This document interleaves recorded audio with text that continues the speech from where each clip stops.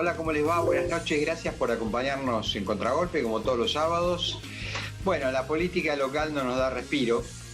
Saben que nos gusta siempre referirnos a temas internacionales, además mucho de lo que acontece en política, en líneas maestras, en cuestiones estructurales, en Europa, como sistemas políticos y como corrientes, bueno, cruzan el Atlántico, ¿no? O a veces al revés, arrancan con furia de este lado del Atlántico y van para Europa, ¿no? En definitiva, y perdón por la digresión, si tanto hablamos de los peligros de estos movimientos así insurreccionales en tanto contestatarios, digo, primero llegaron ni más ni menos que a la primera potencia de la Tierra, ¿no? 25 puntos del Producto Mundial, los Estados Unidos. Y allí gobernó Trump. Así que bueno. Pero es evidente que hay vasos comunicantes. Pero bueno, volvamos otra vez a la política doméstica, porque además uno de los actores centrales de los últimos 10 días ya innegables ha sido un emergente de esto que en muchos casos es la antipolítica, ¿no? Y saben que nos referimos a Javier Milei. Pero esta semana que termina, el Frente Gobernante nos regaló otro capítulo de su guerra de guerrillas. En un minuto la describimos y lo hablamos con Rodrigo Esteves, como todos los sábados, para conocer su opinión y sacar algunas conclusiones. Ya venimos.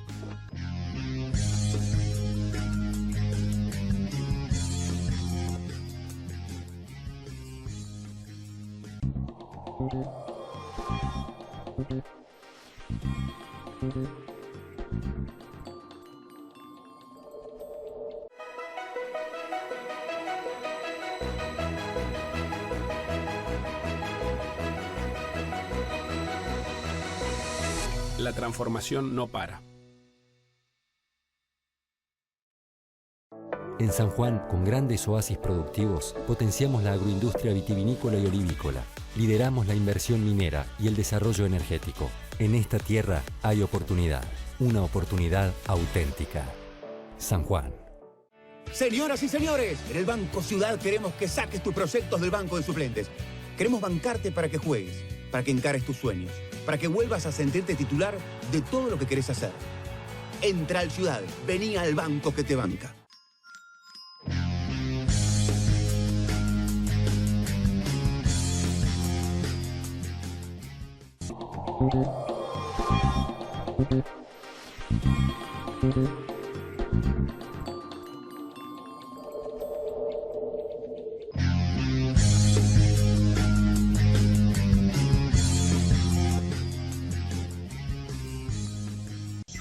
Hola Rodrigo, ¿qué tal? ¿Cómo andás?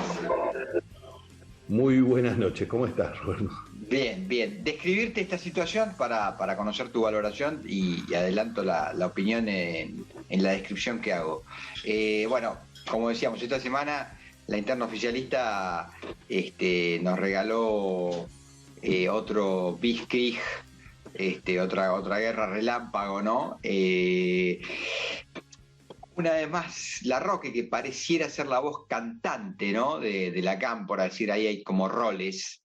Algunos analistas dicen es el policía malo y el ministro del Interior, Guado de Pedro, es el policía bueno, ¿no? El que viaja por el mundo, en el gabinete de Alberto, el que llega con retraso a las reuniones de gabinete convocadas por Alberto, pero pareciera ser el policía bueno, ¿no? Y el policía Manuel Larroque, que va con todo ya directamente en su última andanada, casi que lo trata medio de ocupa, ¿no? Al presidente de la República. Y además le dice que se adueñó del poder y lo almacenó en una mesita de luz. Y termino y te dejo la valoración. A partir de todo esto, pues bueno, tuvo respuestas, tuvo contrarréplicas, por supuesto, en cabeza de Aníbal Fernández, que a esta altura hay que decirlo, es el mejor oficialista de un oficialismo, ¿no? O sea, fue hiperdualdista. Yo me acuerdo cómo embestía en la época de Duhalde, mediáticamente. Fue hiperkirchnerista contra el dualdismo y ahora es hiperfernandista, ¿no? Es decir, si querés garantía de fidelidad en un gobierno, nombralo a Aníbal. Habla bien de él, digo. Pero bueno, digo, ahí hubo un contrapunto fuerte, está tallando muy fuerte Luis Delía como nuevo jugador del team Alberto Fernández, con la maldad que lo caracteriza a Horacio Berbisky el domingo. Puso un rengloncito ahí en el cohete a la luna en su columna donde dice, bueno, Luis Delía, que recibió un regalo de Papá Noel el 29 de diciembre cuando visitó Olivos y anudó allí su nueva camiseta política. Pero bueno, está como muy efervescente el asunto, ¿no? Y entonces a resultas de estas idas y vueltas, muchos analistas dicen, bueno, al final el kirchnerismo y su brazo más duro en la cámpora van por Alberto, lo quieren voltear y que asuma Cristina la jefatura del Estado. Mi opinión es absolutamente contraria a esa lectura. Me parece, y concluyo, que el negocio del kirchnerismo es hacer oposición hasta donde pueda mientras integra un gobierno. Y según me dicen algunos estudios demoscópicos que me han ido mostrando, Cristina Kirchner subió 2 o 3 puntos desde que se iniciaron las escaladas. Es decir, que recupera un electorado que desea esa discursiva. Y por lo tanto me parece que hace más negocio peleándose desde adentro y mostrándose opositor que rompiendo el gobierno. Listo, presentada la cuestión y la conclusión, me interesa mucho escucharte. Varios tópicos que dejó esta semana para el análisis. El primero tiene que ver efectivamente con esa reunión de gabinete a la cual bien hiciste mención, una reunión de gabinete de un presidente que no fue muy proclive a las reuniones de gabinete hasta ahora, y que efectivamente, tal cual bien recordás, tuvo como dato la llegada tarde del ministro del Interior, quien argumentó alguna cuestión de estricto orden personal. Pero paradoja de la historia, en los pequeños momentos donde hay que dar señales, el ministro del Interior siempre tiene algún elemento que lo hace aparecer fuera de escena. Tiempo atrás recordamos, y lo conversamos aquí, seguramente nuestros televidentes más atentos lo van a recordar, cuando en plena ebullición y plena conflictiva de los primeros cimbronazos del gabinete de Alberto Fernández, en aquel momento Eduardo Guado de Pedro había elegido ir a un encuentro en España, en la península ibérica, sobre temas de telecomunicaciones. Es decir, el ministro de Interior se había tomado esos días en plena ebullición del gabinete para concurrir a un encuentro de telecomunicaciones en Madrid. En esta oportunidad fue una cuestión más de estricto orden personal y familiar, que uno en ese tipo de casos tiene otro tipo de consideración, y tal cual bien hiciste mención, llegó tarde, no es que no concurrió. Ahora, la llegada tarde sí dejó un mensaje. La presencia de Juan Mansur, alguien a quien en general no se estaba analizando o no se tenía en consideración, pero debemos recordar, fue el jefe de gabinete, producto de una situación política en gran medida motivada por el voto popular, pero también en gran medida motivada por Cristina Elizabeth Fernández de Kirchner, quien quería cargarse la cabeza de Santiago Cafiero a toda costa. Es decir, recordemos que el jefe de gabinete de este dueto Fernández fue Santiago Cafiero, y era el hombre de extrema confianza de Alberto Fernández. Sin embargo, la elección se lo cargó, esa elección demandó esta respuesta de Mansur, que además debemos recordar tuvo idas y vueltas. Mansur no terminaba de resolver qué hacía en su provincia, si dejaba o no la gobernación. La realidad es que Mansur tomó el toro por las astas, tuvo algunos términos bastante jugados para lo que es este cuarto de hora, sumados a los que efectivamente vos decías, el gabinete encontró un hombre de fuste en Aníbal Fernández, quien efectivamente ya lo era de larga data. Hiciste una reconstrucción fantástica de ese Aníbal, que ha sido siempre el ariete de cada una de las etapas del peronismo, y lo ha hecho con creces. Bueno, en este caso, Aníbal hace esos deberes que a los presidentes le hacen muy bien, porque los presidentes necesitan un tipo que ponga la cara por el gabinete y que dé fe de estas cosas. Pero, digo, me parece interesante lo de esta semana y de Mansur, porque Mansur también puso la cara y también puso el pecho frente a esta circunstancia. Acá el otro dato es este. Vos bien decís, para mí Cristina no rompe. Vos lo decís claramente. Cristina encuentra una posición política en este espacio que es este espacio de la crítica, y se siente cómoda y empieza a leer encuestas donde le dicen, estás bien, estás mejorando, no estás como estabas antes, empezás a levantar. Y este es un dato objetivo. Todas las encuestas dicen que Cristina se posicionó. No, pero recupera una porción que le era fiel y que entraba en disputa porque está claramente enfrentada, o no sé si claramente enfrentada, está sufriendo los problemas de la inflación. Es decir, el kirchnerismo insiste. Otra cosa es la solución que tenga el problema, ¿no? Eso es otra discusión. Pero insiste que se le escurren los votos. Dice, bueno, se nos fueron 4 millones de votos entre el 19 y el 21 y se fugaron por la política económica. Entonces, si en este escenario de inflación estamos por conocer los números de mayo, se van a conocer seguramente el día 12, que parece ser que van a volver a dar cerca de 6. Bueno, ellos dicen, esto nos hace estragos en nuestro caladero. Entonces, la posición de ir contra el ministro de Economía, ya son andanadas impresionantes. Debo decir que incluso algunas voces que lo sostenían ya dejaron de sostenerlo, voces mediáticas muy identificadas con el oficialismo. Hablo, por ejemplo, concretamente Roberto Navarro. O sea, Roberto Navarro bancaba más en una posición casi albertista, por lo tanto a Guzmán, y ya hace una semana que dice, bueno, el ciclo de Guzmán se agotó, los ministros son fusibles, hay que saber cambiar a tiempo, pero insisto, no nos engañemos, digo, ponele que se lo cargan a Guzmán, ¿y a quién traes acá? Es decir, ¿quién se hace cargo de esto? Bueno, ahí volvemos al técnico de Independiente que no encontramos, ¿no? Digo, ¿quién agarra la brasa caliente? Esta es la respuesta del millón, porque además, y la pregunta del millón, porque además el otro tema tiene que ver con si efectivamente vas a poder arrastrar a la vice en la lógica en que impongas la dinámica de gestión, porque la dinámica de gestión va a seguir condicionada por el diálogo con el Fondo Monetario Internacional. Bueno, por eso te digo, vos necesitas... del presidente. Pero vos necesitas, claro, en una renovación, el objetivo es que vos tengas poder político para actuar. Si la división continúa, eso es pan para hoy, hambre para mañana, una renovación de nombres.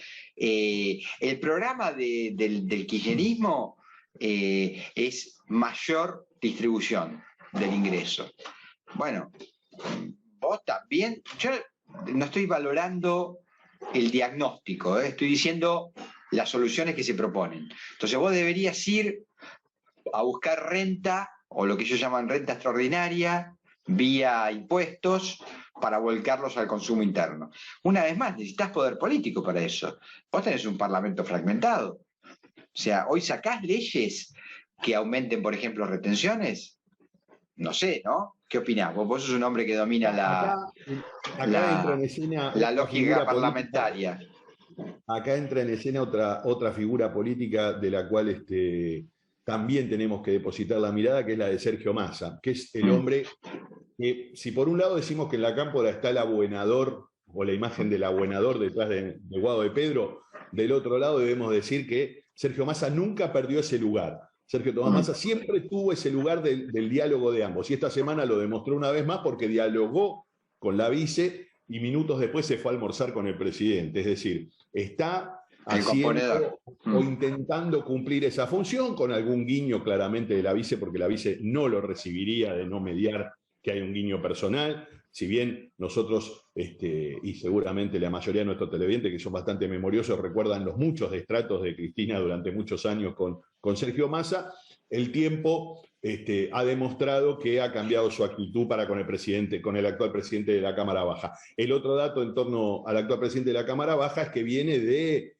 una actitud que lo enfrentó con el propio bloque del Frente de Todos. Germán Martínez, el titular del bloque del Frente de Todos, se presentó en la justicia para impugnar el pliego de incorporación al Consejo de la Magistratura de Roxana Reyes, la diputada nacional de Santa Cruz, que con la firma de Sergio Massa ingresó al Consejo de la Magistratura. La iniciativa y el amparo que presentó Germán Martínez fue rápidamente desechado por la justicia nacional, y por tanto se incorporó. Alguno dirá, bueno, está bien, pero le correspondía, sí, desde luego le correspondía, pero recordemos lo que sucedió en el Senado. En el Senado, en una voltereta rara, a la división de los bloques significó que quien iba a ser el senador nacional representante del PRO, que era Luis Juez, paradoja de la historia, tampoco es integrante del PRO, integra el Frente Cívico y tiene una fuerza propia en Córdoba, pero bueno, Luis Juez, el hombre que iba a ir al Consejo de la Magistratura por el PRO, debió dejar paso a Martín Doñate, quien es el senador rionegrino. ¿Por qué cuento esto? Porque en definitiva Sergio Massa lo que demostró es que tiene riendas de su propio cuerpo y que no hace lo que hace el Palacio. El Palacio, hablamos del Palacio del Congreso, donde comparten edificio tanto senadores como diputados, eso lo contamos para los amigos por ahí, más desatentos con la cosa parlamentaria. Pero sinceramente, debemos decirlo, Sergio Massa en este momento también es otro de los que intenta buscar mecanismos de diálogo entre el presidente y la vice. El otro dato, desde el entorno... Pero no te vayas de Massa, porque te quiero compartir una valoración que me hizo un agudo analista político. Me dijo, ¿sabes cómo va a terminar Massa? Dentro de 5 años o 10 años, va a ser el Manzano del 2030. Y me pareció, la verdad, un comentario interesante. Me pareció un paralelismo, porque muchos ven en Massa un enorme interés por las cuestiones de negocios importantes, digamos, derivados de la política. Bueno, a buen entendedor son las palabras, ¿ok? Y en esto de ser lobista, gestor, componedor, que es una de las cargas, es decir, recordemos aquel Manzano que hizo historia con Jarolaski, con Chacho Jarolaski, que vos nombraste, buscando acuerdos. Vos lo viviste muy de cerca. Pero después Manzano derivó en lobista de negocios, ¿correcto? Sí, a mediados de los 90 abandonó la práctica política cotidiana, habiendo sido presidente del bloque del peronismo en la oposición, sobre todo en lo que era aquella época que se llamaba despectivamente desde el sector del peronismo la cafieradora, claro. Lo que es la renovación peronista. Luego, automáticamente, y acá viene a cuento Aníbal Fernández, digo, porque José Luis Manzano terminó siendo un ariete importante durante el proceso político que lideró Carlos Menem posteriormente, y fue presidente de su bloque. No solo fue presidente de su bloque, sino que fue ministro de Interior, y le tocó una foto que hoy tal vez nadie recuerda, pero una foto muy recordada en aquel momento, que fueron los primeros minutos en los que Mauricio Macri fue liberado ante su secuestro. Acá muy poca gente lo recuerda. Mauricio Macri atravesó un secuestro extorsivo bastante complejo, con una a manos de ex miembro de la Policía Federal. Sí. A banda de los comisarios, ¿no? Así es, con una natural cobertura muy importante de medios para lo que eran los medios de aquellos años, y a José Luis Manzano, siendo ministro del Interior, le tocó ir a buscarlo con las fuerzas de la Policía Federal, con las fuerzas de seguridad, a un lugar donde estaba guardado, aquí, en el barrio porteño de Boedo, creo que era. Creo que Parque Patricio, sí, pero al sur, en un barrio al sur de la ciudad. Dicho esto, nos quedan 5 minutos. Quisiera una última valoración, hacemos si querés, un pimponeo, porque bueno, no podemos no atender también el otro lado, el otro frente opositor o alianza opositora, que está muy movida, ¿no? Y yo te digo, viendo la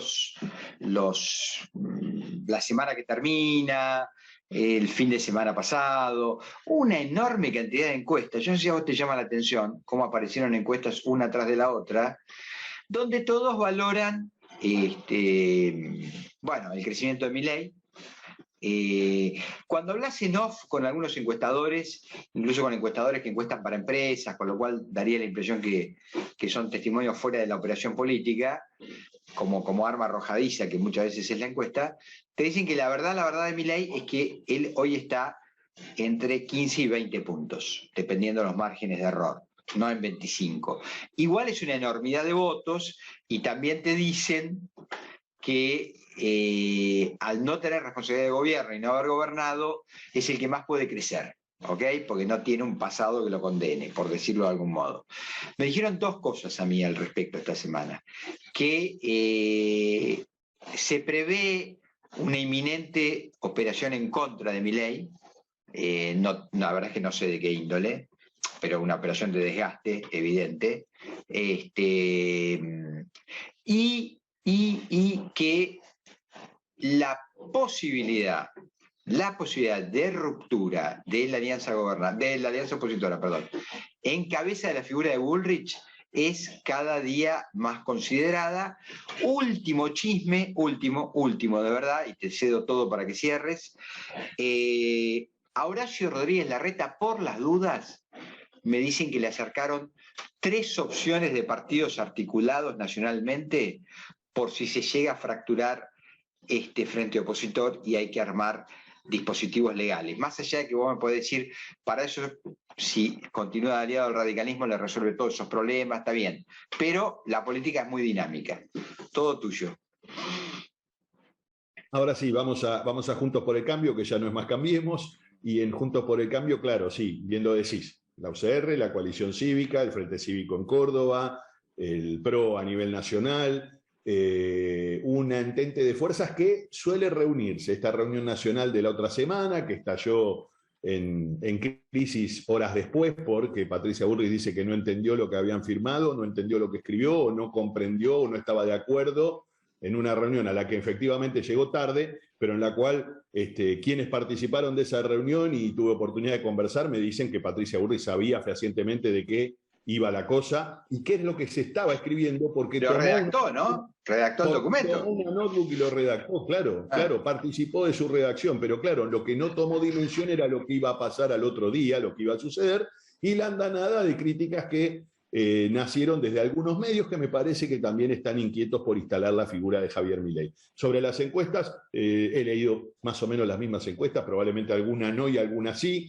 pero efectivamente Milei hoy está instalado como figura política per se. Este es el otro dato. Digo, Juntos por el Cambio tiene en algo que para algunos puede ser en detrimento de la organización o puede ser a favor de la coalición, muchos precandidatos y muchas figuras políticas que todas calzan en las encuestas. Hablaste del jefe de gobierno porteño, pero también hablamos del expresidente, hablamos de la titular del PRO, hablamos del gobernador de Jujuy, hablamos del médico Facundo Manes. Digo, hay muchas figuras que todas, cuando vos haces esa sumatoria de números, marcan claramente que Juntos por el Cambio hoy es la fuerza en primera cómoda, digamos, como fuerza política, superando holgadamente los 30 puntos. El problema que tiene Juntos por el Cambio es que, claro, uno no tiene la matemática tan clara de cuántos de esos votos se contienen, toda vez que en primera instancia uno interpreta que muchos de esos precandidatos no van a llegar hasta el final, y en segunda instancia uno interpreta que el costo de la derrota de alguno de ellos también pueda significar que esa gente no acompañe con su voto. Sucedió en la ciudad de Buenos Aires, recordemos a Ricardo Hipólito López Murphy, que